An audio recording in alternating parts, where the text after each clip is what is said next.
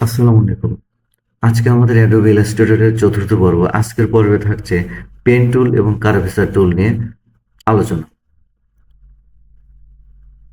এই যে আমাদের ম্যাজিক ওয়ান টুল, ম্যাজিক ওয়ান টুলের নিচে আছে আমাদের পেন টুল, আর কার্ভেচার টুলটি আছে হচ্ছে আমাদের লেসো টুলের নিচে।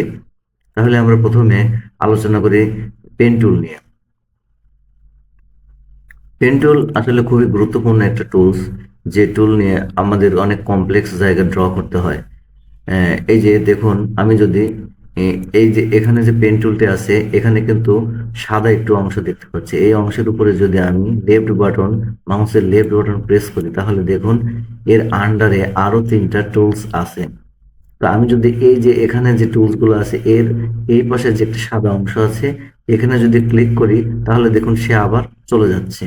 আমি যদি আবার এই অপশনটা আবার আনতে চাই, তাহলে আবার আমাকে এখানে ক্লিক করে এখানে নিয়ে আসতে হবে। নিয়ে আসলে এই যে দেখুন আমার সবগুলো টুলস এখানে বাইরে চলে এসেছে। আমি প্রথমে করলাম কি, টুলস সবগুলোকে আমি বাইরে নিয়ে আসলাম, পেন টুলস এর আন্ডারে যতগুলো আছে।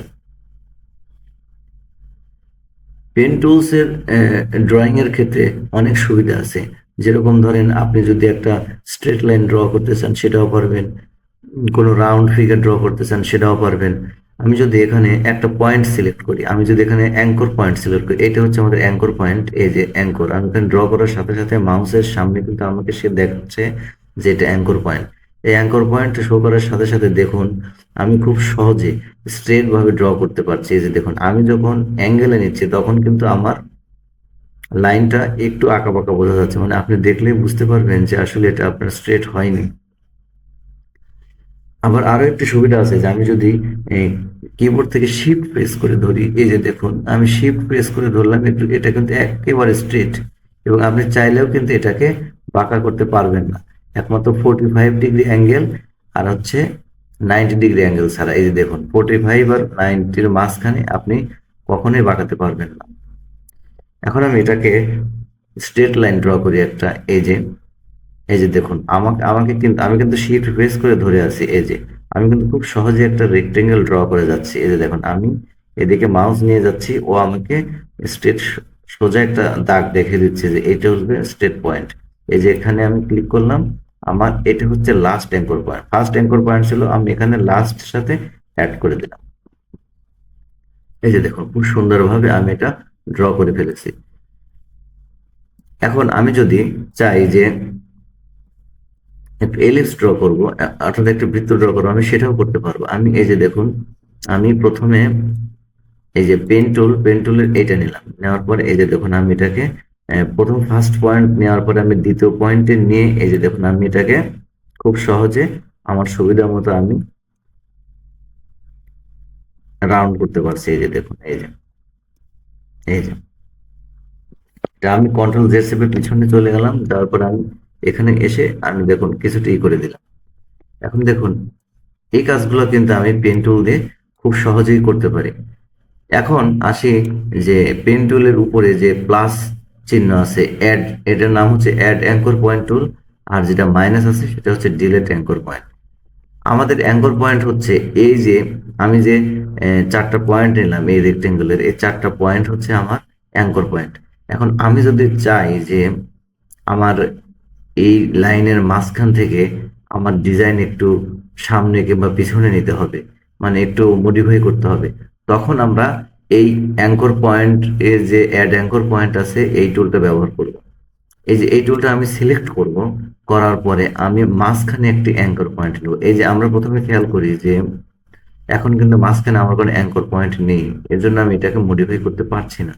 এই মডিফাই করার জন্য আমাকে প্রথমে করতে হবে কি, সিলেকশন টুল দিয়ে অবজেক্টটিকে সিলেক্ট করে নিয়ে আমার এখানে যে pen tool add anchor point tool আছে, এটা আমি সিলেক্ট করব। সিলেক্ট করে আমি এখানে যে দেখুন, আমি এখানে মাউস ধরার সাথে সাথে আমি লাইনের উপর মাউস যখন ধরছি তখন সে আমাকে পাথ দেখাচ্ছে যে এটা আমার পাথ। আপনার পাথের উপরে অ্যাঙ্কর পয়েন্ট নেওয়া যায়। এই যে দেখুন, আমি এখান থেকে সরে আসছি, সে আমাকে পাথ আর দেখাচ্ছে না। আমি এখানে করলাম কি, মাউসটা নিলাম, নেওয়ার পরে আমি এখানে লেফট বাটন ক্লিক করে একটা অ্যাঙ্কর পয়েন্ট অ্যাড করে দিলাম। এই যে দেখুন, আমি ক্লিক দেওয়ার সাথে সাথে সে আমাকে দেখাচ্ছে এখানে একটা অ্যাঙ্কর পয়েন্ট অ্যাড হয়ে গেছে। এখন আমি যদি চাই এটাকে মডিফাই করতে পারবো। এই যে আমি এখানে ডিরেক্ট সিলেকশন টুল দিয়ে আমি এটাকে যদি সিলেক্ট করে দেখুন, আমি এইটাকে সিলেক্ট করার সাথে সাথে এই যে দেখুন বাকিগুলোর মাঝখানে হোয়াইট হয়ে গেছে। তার মানে এই যে চারটা অ্যাঙ্কর পয়েন্ট আছে, এই চারটা অ্যাঙ্কর পয়েন্ট এখন আনসিলেক্ট। আমি চাইলে এখন এটাকে ধরে এই যে বাড়াতে বা কমাতে পারবো, মানে ডিজাইন, মানে আমার ডিজাইনের পারপোজ অনুযায়ী। এই যে দেখুন, এখন আসি যে ডিলেট অ্যাঙ্কর পয়েন্ট। আরেকটা কথা বলে রাখি যে পেন টুলের শর্টকাট কি হচ্ছে পি। এই যে সাইড দিয়ে যে ফার্স্ট ব্র্যাকেটের মাঝখানে লেখা আছে, এগুলো হচ্ছে আমার সবগুলো শর্টকাট কি। এখন আমি যদি চাই যে আমার এই অ্যাঙ্কর পয়েন্টটা আমার এখানে আমি আর রাখবো না, আমি ডিলিট করে দিব, আমি সেটাও করতে পারবো। এই যে আমি এখানে ডিলিট অ্যাঙ্কর পয়েন্ট এটি সিলেক্ট করে আমি যদি এই যে অ্যাঙ্কর আছে আমি মাউস নেওয়ার সাথে সাথে সে আমাকে কিন্তু দেখাচ্ছে অ্যাঙ্কর। এটা যখন পাত দেখাবে তখন কিন্তু আপনার এটা ডিলিট হবে না, কারণ হচ্ছে আপনি তখনও অ্যাঙ্কর পয়েন্টে যাননি। এই যে আমি যখন এই অ্যাঙ্কর পয়েন্টের উপর মাউস রাখছি তখন কিন্তু সে আমাকে মেসেজে দেখাচ্ছে এইটা হচ্ছে আমার অ্যাঙ্কর পয়েন্ট। এখন এইটাকে যদি আমি ডিলিট করতে চাই তাহলে আমি এখানে এসে লেফট বাটন ক্লিক করব। এই যে দেখুন এখানে আমার কোনো আর অ্যাঙ্কর পয়েন্ট নেই। এই যে দেখুন নেই।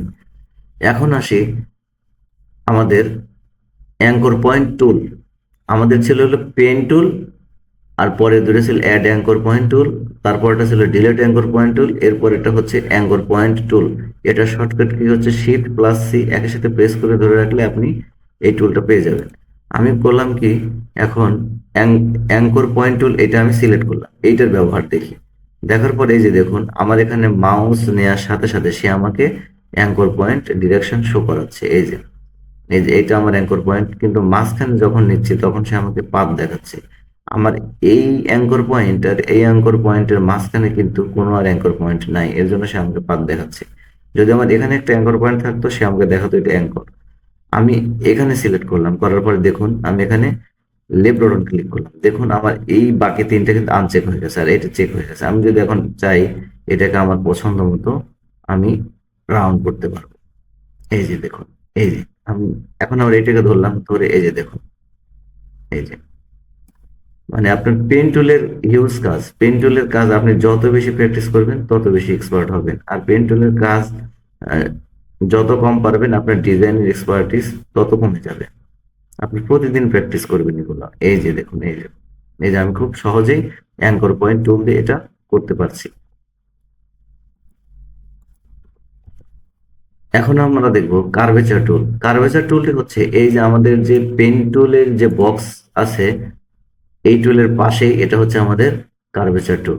দেখুন কার্ভেচার টুলও পেন টুলের মতোই, কিন্তু পেন টুলের মাথায় আবার কিছু কার্ভ দেওয়া। তার মানে কি, এইটা দিয়ে আমরা খুব সহজে কার্ভ ড্র করতে পারবো। এই যে আমি যখন এটা সিলেক্ট করে নিলাম, তখন দেখুন আমার মাউসের চেহারাটা কিন্তু চেঞ্জ হয়ে গেছে। আমি যখন পেন টুল সিলেক্ট করি তখন কিন্তু আমার ওই মাউসের মাথায় ওই জিনিসটা নাই, কার্ভটা নাই। আমি এইটা সিলেক্ট করার সাথে সাথে সে কিন্তু একটা কার্ভ দেখাচ্ছে। এখন আমার এই টুলের কাজ কিভাবে করে এটা আমি দেখাবো। এই যে দেখুন আমি প্রথম পয়েন্ট সিলেক্ট করলাম, করার পরে দেখুন আমি প্রথম পয়েন্ট সিলেক্ট করে যখন পয়েন্টের উপরে মাউস ধরে আছে তখন কিন্তু আমার মাউসের চেহারা চেঞ্জ হয়ে গেছে। এখন আমি যদি দ্বিতীয় পয়েন্ট সিলেক্ট করি তাহলে দেখুন এই যে দ্বিতীয় পয়েন্ট সিলেক্ট করার পরে আমাকে কিন্তু সে একটা কার্ভ ড্র করতে দিচ্ছে। এই যে দেখুন, এই যে খুব সহজেই সে আমাকে একটা কার্ভ ড্র করতে দিচ্ছে। এই যে দেখুন আমি এই টুলের মাধ্যমে খুব সহজেই আমি একটা বৃত্ত ড্র করতে পারবো। এই যে দেখুন, এই যে দেখুন আমি খুব সহজেই ড্র করে ফেলেছি। দেখুন এখানে কিন্তু আমার অন্য কোনো কিছুর দরকার হয়।